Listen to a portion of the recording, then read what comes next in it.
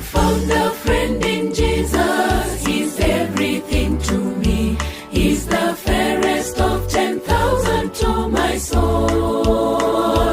The lily of the valley, in him alone I see all I need to cleanse and make me fully whole. In sorrow he's my comfort, in trouble he's my stay. He tells me